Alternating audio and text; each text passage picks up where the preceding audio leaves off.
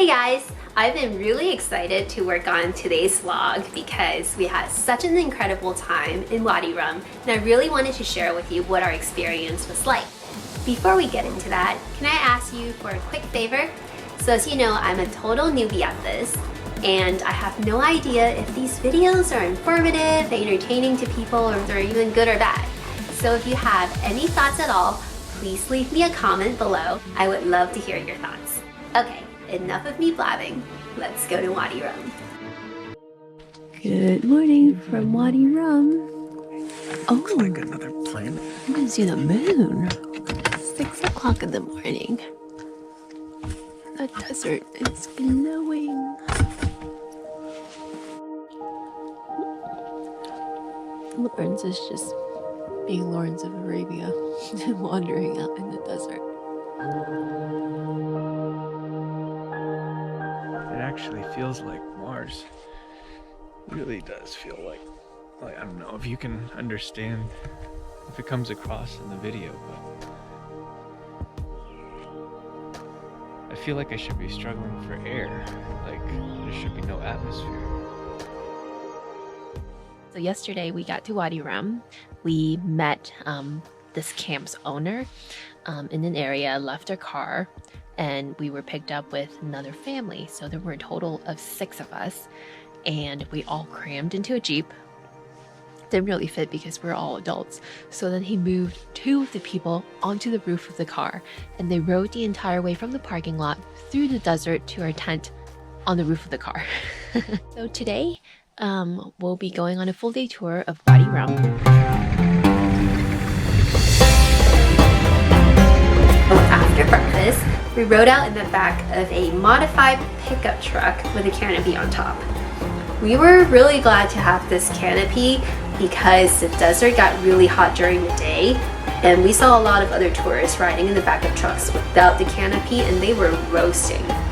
Our first stop was at this huge red sand dune that just rose out of the flat desert. Your feet are all inside. But the sand is warm on the top, and then right underneath it's like really frigid cold.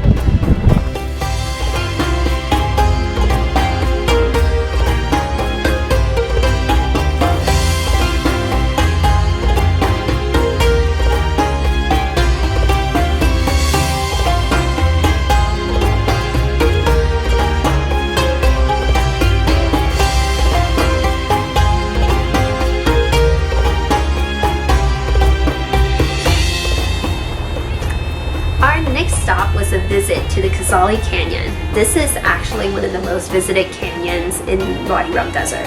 It's a really small canyon, and we just followed our Bedouin guide Ahmed inside. And you don't have to go very far before the canyon narrows in on you and you feel like you're Aladdin trying to retrieve a lamp. Anyways, we learned that inside there are a ton of Nabatean petroglyphs of drawings of people on horses, camels, and they actually date back to pre-Islamic times. So pretty cool stuff. And then there were these holes in the ground that the Nabateans built to collect water during the rainfall. Super smart.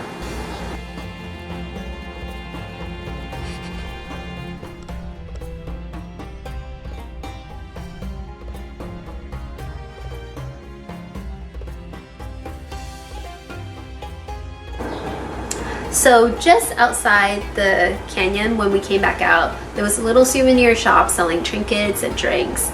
And then behind it, if you want, the Bedouin shop owner has a fire pit going, and he welcomes anyone who wants to sit and have a drink of tea with him. So nice. On our way to the next stop, we noticed Ahmed got more and more excited. We had no idea why until he stopped and we jumped out of the car, and he magically pulled out this chair from underneath the truck. I'm gonna go sliding on the sand.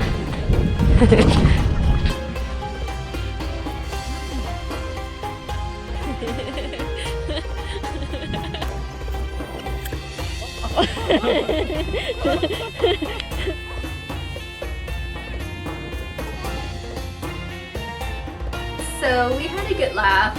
But it was pretty slow, as you can see. And I think Ahmed noticed we were game for more, so he made us follow him to the car.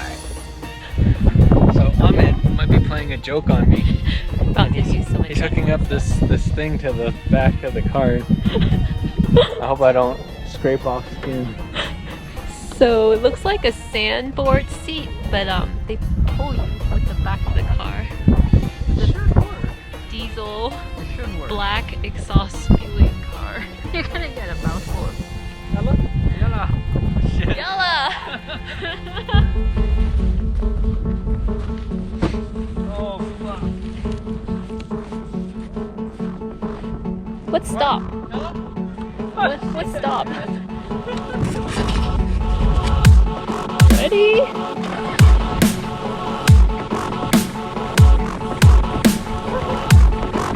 He won't pull you fast.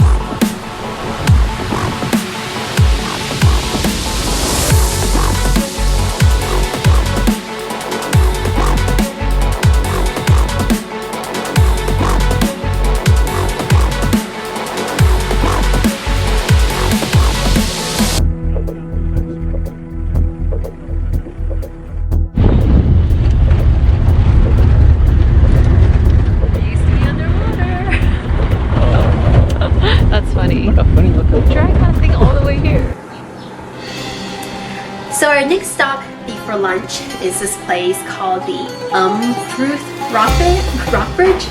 Umfruth Rock Bridge? I think that's how it's pronounced. We didn't know it at the time, but they actually filmed Aladdin here. So if you watch the movie, it is actually the scene right before Aladdin enters the cave to retrieve the lamp. You'll see them walk under this arch. We were starving by this point. It was about 3 o'clock in the afternoon and we have been touring the whole desert but didn't stop for lunch yet. So Ahmed took us to an area where he set up lunch, and while he was doing that we noticed a bunch of camels walking by, so we ran after them.